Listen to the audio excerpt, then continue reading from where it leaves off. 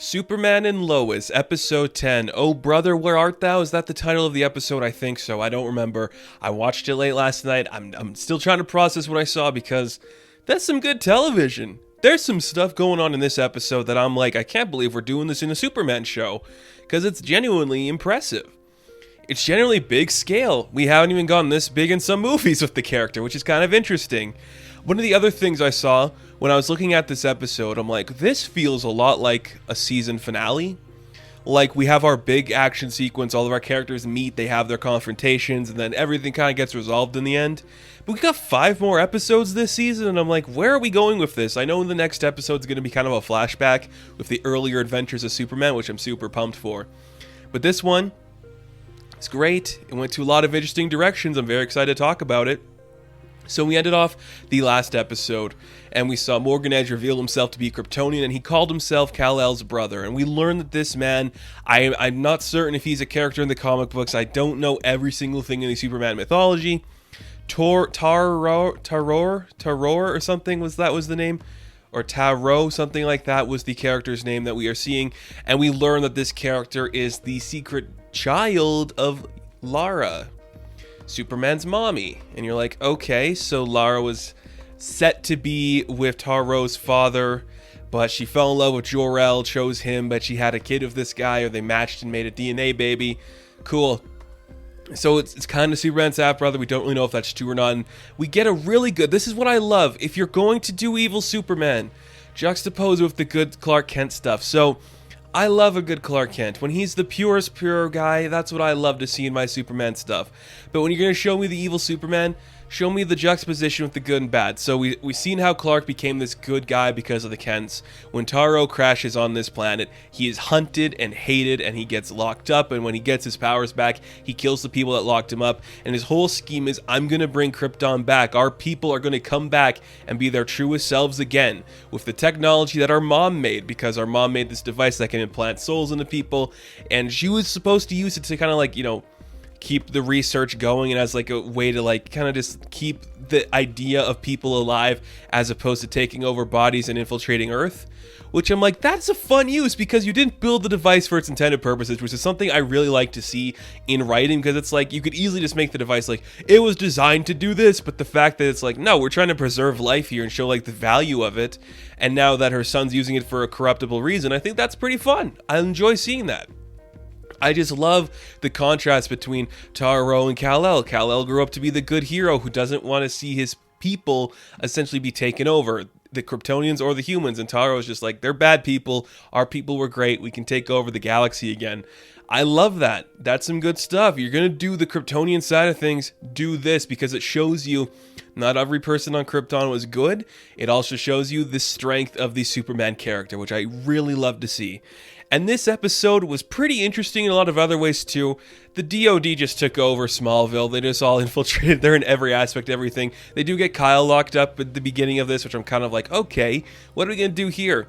He goes in and out of his Kyle and like his demonic voice, which is kind of fun to see. And something else I really liked about this too is we're not bullshitting anymore when it comes to telling Sarah stuff. Like, we're not going to tell her our dad's Superman, but Jordan and John are just like, yeah, there's like some weird alien shit going on. Our grandpa's heading this shit where your dad's like maybe in trouble for something like that. So they just tell her. I'm like, good. She's a smart enough girl to figure it out on her own, but just tell her, get that out of the way. Why do we have to pretend like she's not going to figure it out? Because she would. I enjoy that. So they want to go see Kyle. They're going to try to get in. But of course the guard's like, you guys are kids. You're not coming in to see a possible Kryptonian, which is kind of interesting. But then John has a talk with his grandfather. And basically it's like, she has a right to see her dad. Everything you've said has been bullshit up to this point, Grandpa. So I'm just going to, trust the people around me. Let her see her dad. And, we see that Sam's like, okay, your funeral, kid, pretty much. But it worked. It was fun. A very cool part of this story, actually. I enjoyed seeing that.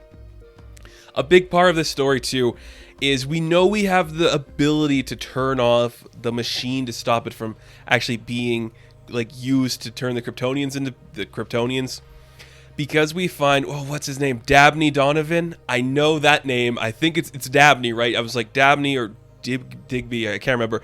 Dabney. It's Dabney Donovan.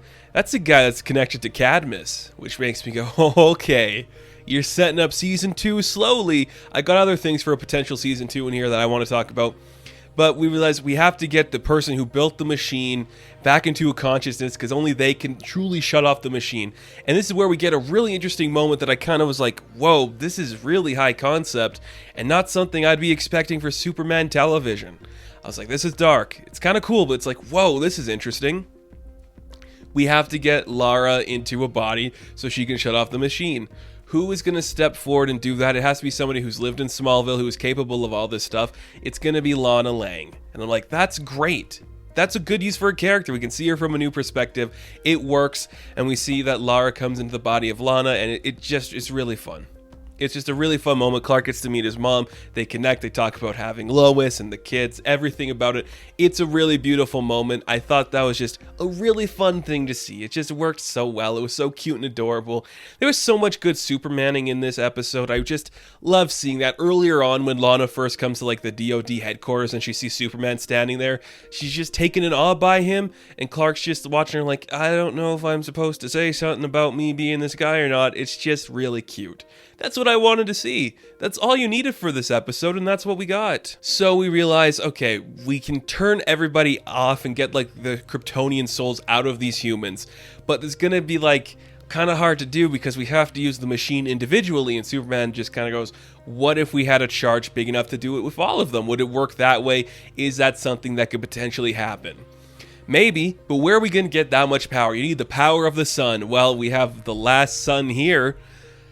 Oh, this is great. This stuff is great. Like the stuff with Lois in this episode when she walks into the DOD headquarters in her sunglasses, that was badass. The stuff with the kids was great, but the focus here on Clark really made me happy, and just like how he is figuring out what to do in this world, because he is clearly against having the Kryptonians take over these people, losing their free will and their consciousness. That's great, but there must be a part of him which I'm just like, especially when you see your mom who you've never really met, and when you go to like your Fortress of Solitude and your dad's like, yeah, we had like this made for her, but like her ex-lover just kind of like broke it as like a spite against me. And you see your mom in that situation, I'm sure a part of you would be like, maybe I want this. And the way he deals with that is really cool to see. It just works. Everything about that just works really well.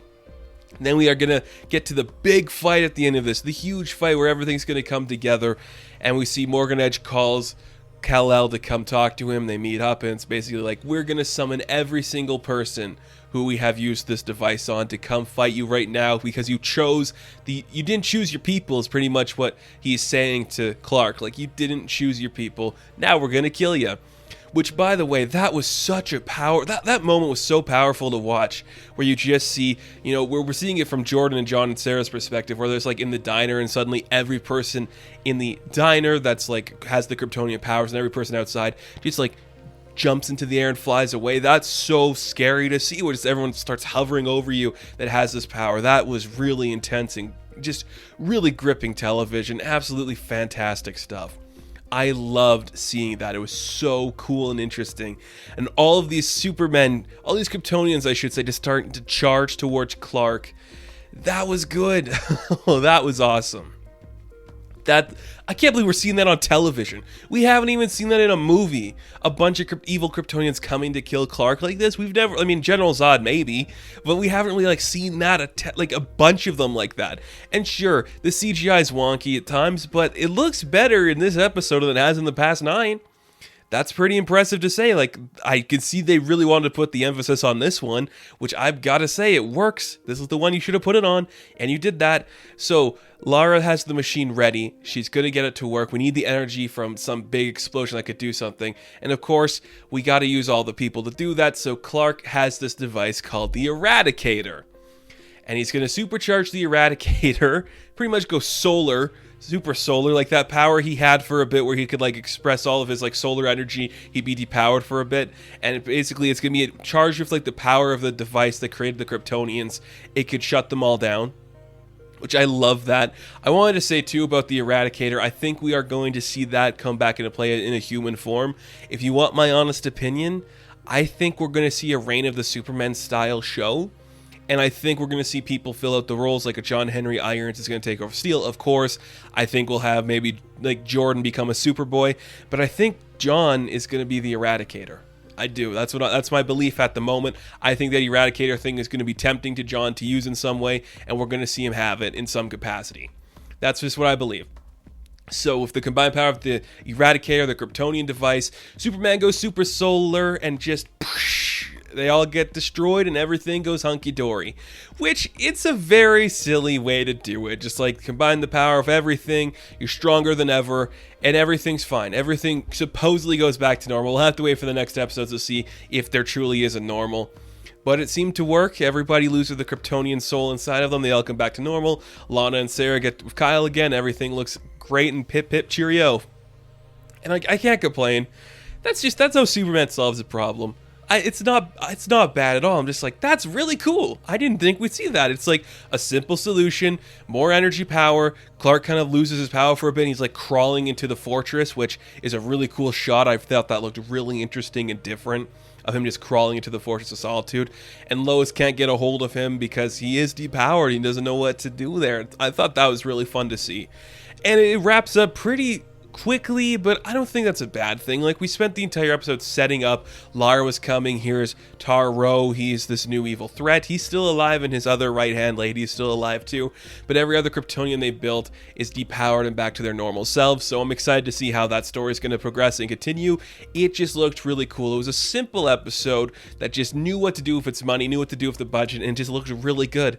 We got like a War of the Supermen thing happening here. That was pretty cool. I didn't expect to see that this early in a Superman and Lois show. But we did, and it looked great. Everything about this seems to be working really well. I just enjoy every aspect of this show. This was a fun episode. If you're still not watching the show, please do. It is worth your time, and it's just so fun. So it looks like next episode, we're going to see Clark in that classic suit going back in time, which is very exciting. I just think that's great. And this episode was really fun, really interesting. Every character worked. Lana got a lot to do. The actress that played Lana really got to show what she's capable of here. And just that backstory, maybe Clark has a brother. I like that a lot. I think it works really well for what this show is establishing as its status quo.